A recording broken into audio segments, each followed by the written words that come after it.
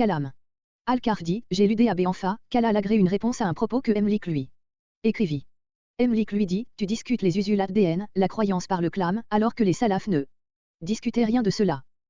Abu Anfa, répondit alors que les salafs, Kala les agrès, les innovations n'étaient pas apparues à leur époque, le début de réponse aurait donc incité à leur apparition, ainsi il s'agirait d'œuvrer pour un mal plus grand encore, c'est pourquoi cela fut de laisser. Abu Anfa, dit, à notre époque sont apparues les innovations, et si nous nous taisons, nous cautionnerions les innovations, ainsi et la situation est différente.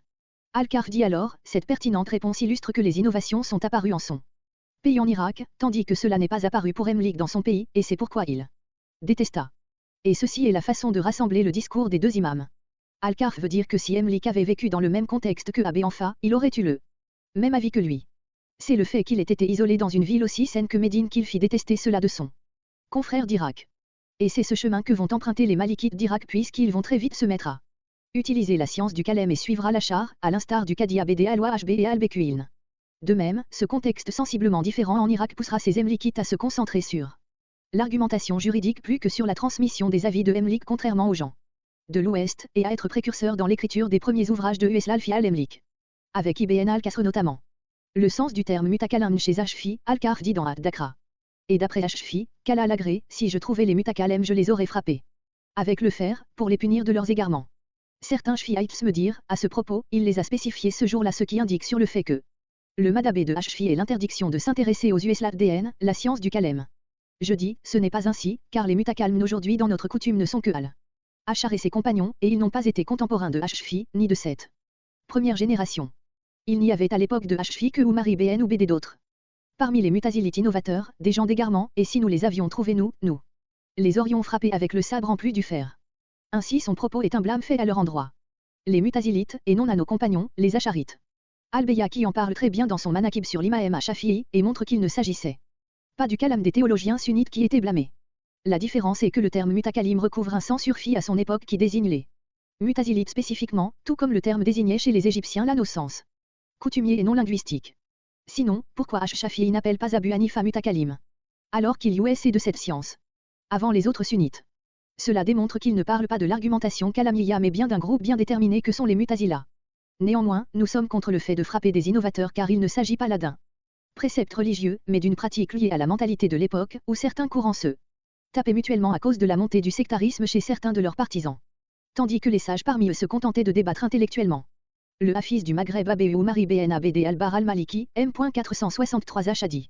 Nous a raconté Abd al-Warith ibn Sufyan qui a dit, nous a raconté Qasim ibn Asbag qui a dit.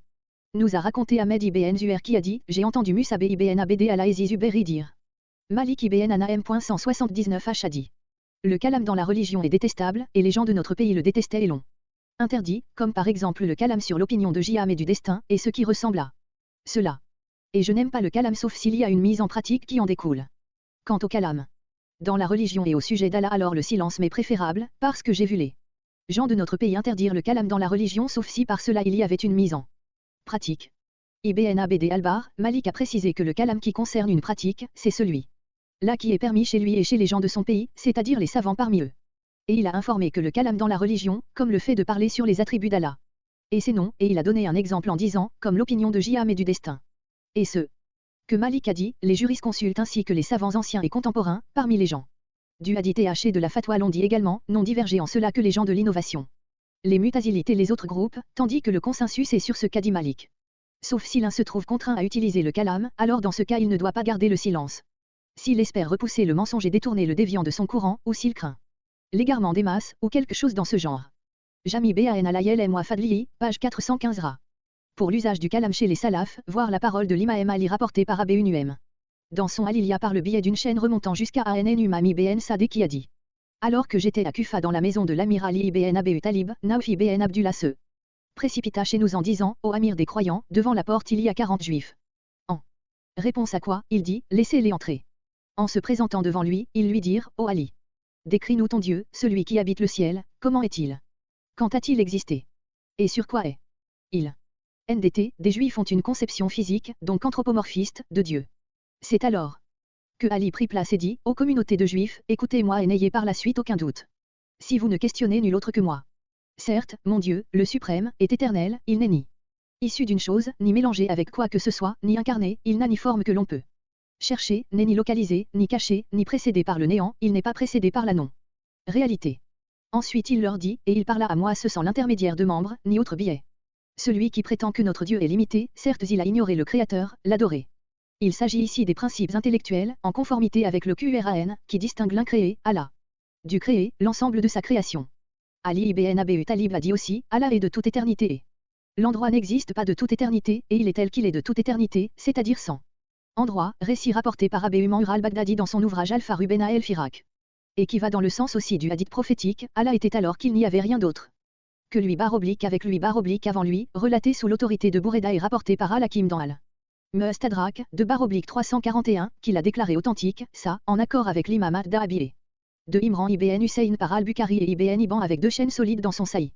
14 7e numéro 6140, 14 11e numéro 6142, ainsi que ibn Abi Shayba dans son Musanaf.